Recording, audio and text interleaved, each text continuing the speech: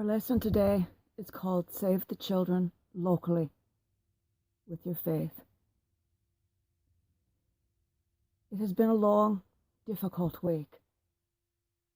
Many things this week have challenged our trust or faith in our government, many of our leaders of the government, and it showed the clay feet or falsehood and lies of others for the whole of humanity to see, if they wished to see it. For many do not wish to see what is directly in front of them. You know of what I speak.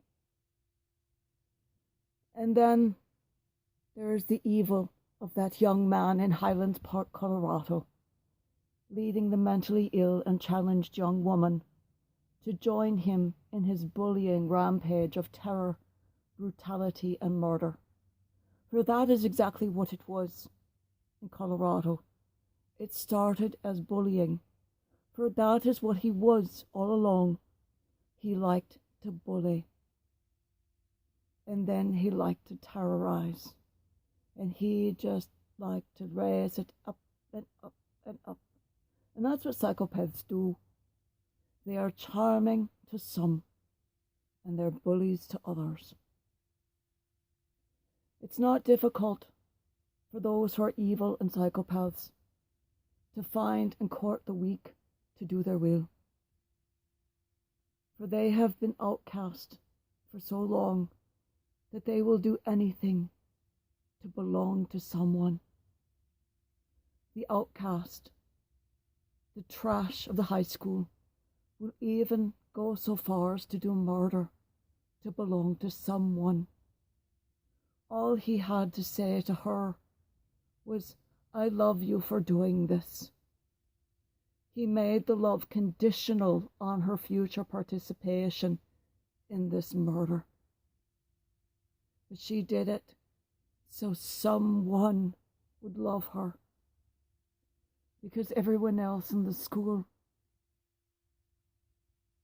hated her or cut her out of their activities, didn't include her. And right now, hopefully, if you have a conscience, you are thinking of people you did that to in high school, or you are thinking of people who did that to you in high school. You are thinking of people who do that to your child now, or you are thinking of people who your child does that to. Because in every school in the world it happens. But it is worse in the United States than in any part of this world. Because I have traveled the world, and in no other country is it as bad as the United States. It is in the United States, this is how gangs reel in the parentless children. They say, "We are your family now." They make them feel like they belong. They make them feel a part of something. And that's how they convince the children to sell drugs, to be lookouts, to be faithful and loyal. That is how child molesters groom and hold on to their victims for decades. That's how they convince those victims not to be victims, but to be participants, to find their future victims. I love you more than anyone else ever will. I love you to death. Look at the United States, at our false, synthetic, insensitive, self-obsessed, shallow society, throwing away half the children, while the other half are so bloody entitled that they think you should tie their shoelaces and thank them for the opportunity for doing it. Evil takes advantages of those that you neglect. Evil doesn't have to work very hard in this society. There are hundreds of such throwaway children in every school where the population of that school is over 1,000. Those that have no parental involvement. The children may be interested in activities, but with no parental funds. There's a great big sign that then says, "Barrier to entry to all poor children." You might as well stamp it on their forehead. And busing means it isn't an option anyway. Because who's going to give them a ride? You. Who's going to give them a ride? That entitled little brat? No. Might as well mark that child available for harvest. Might as well tell that child, go join that gang. Because that's how it happens.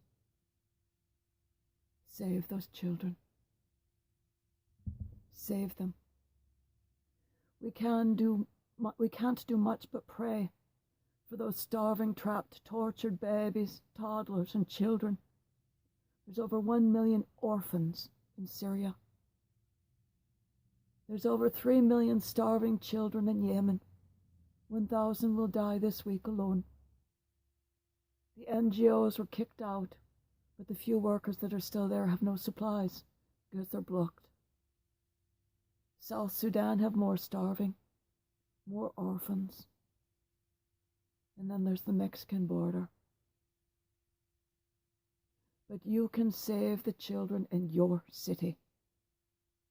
You can save the children in your school district.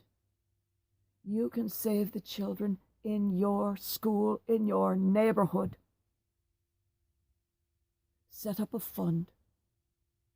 Even set up a GoFundMe, so no child is ever excluded from an activity for lack of funding.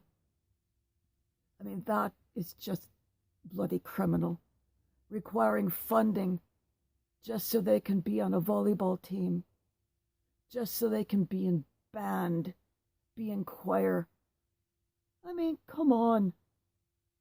These are things that allow children to feel a part of something, so they belong to something, so they don't turn to drugs, so they don't become a part of a gang, so they don't just sit endlessly at home playing video games, chatting on the internet and getting picked up by pedophiles.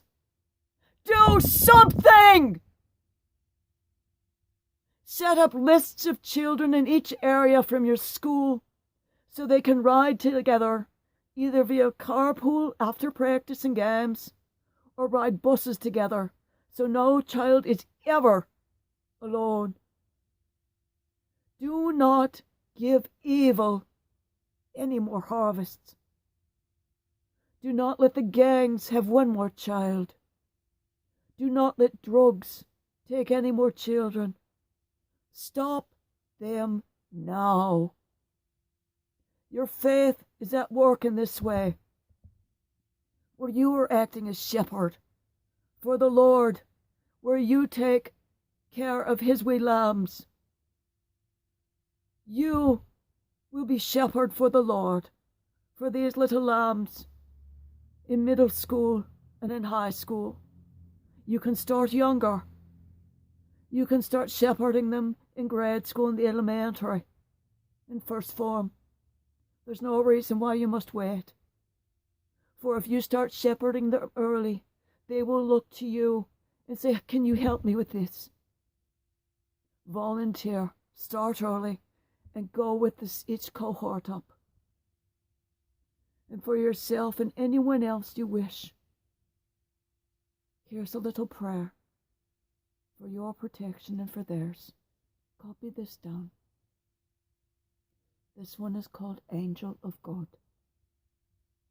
I have it on the wall above my bed. My guardian dear, to whom God's love commits me here, ever this day be at my side, to light and guard, to rule and guide.